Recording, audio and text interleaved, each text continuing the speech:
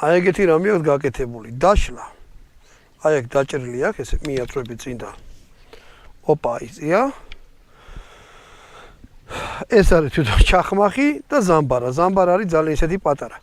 ხო, იმიტომ რომ პისტოლეტის ტყვია სისურვს და არ უნდა რა დიდი ზამბარა და ასე შემდეგ. ეხლა ამას არ დავშლი, იმიტომ რომ მე რა ვიცი, ეხლა სტალინი მესად გავაღვიდო რომ მითხეს როგორ იყო ამის ამბავი და რო დავშალო შეიძლება ვერც ავაწყო. ნუ ყველა ვარიანტში და მე თუ დაგაინტერესათ ამასაც დავშლი რა. მიიყვანთ ეს მთლიანად ზამბარაზია უყურეთ აი ეს. ესე მოძრაობს წინ და უკან. წინ მიაწვევით გაუშვით დაიკეტა. რთული და რაღაც არ იყო, მაგრამ ომში თუ თვალებში შეხედავდნენ ტიპს რომ რაღაც ცოტა მაინცანძა გონებით არ გამოერჩეოდა, ესე რაღაცას არ აწევდნენ. აწევდნენ მოსინის კარამებს.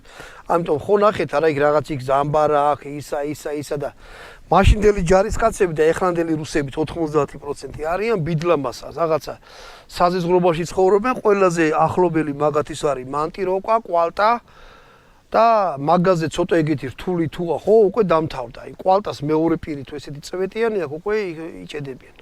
იმიტომაც ცხოვრობენ მაგაში რა, რაშიცა ცხოვრობენ. ხო და რუსეთუმები კიდე ვინც კიდე ფიქრობთ რომ ეგრე არ არის. წადი ჩვილო და ტამბოვში იცხოვრეთ. მაინც და მაინც მიზნით არ გამოირჩეოდა. მაგრამ იყო ძალიან ხშირი შემთხვევები რომ გერმანელებს ძველი ფოტოები აქვს მანახი ხელში თუ უვარდებოდათ ამითი ომობდნენ ხოლმე. რომ გამოიქცა საბჭოთა ჯარი პირველი რავი მილიონობით ტყვიები და რა ვიცი ათასობით ის დატოვეს. იარაღი ბევრი ტყვიები ჩაუვარდათ ამ ტეტესი და გერმანელები ჭკვიანი ხალხი იყო და ამ ტრაფეინ იარაღს მაგრად იყენებდნენ. ხელში არის მძიმე.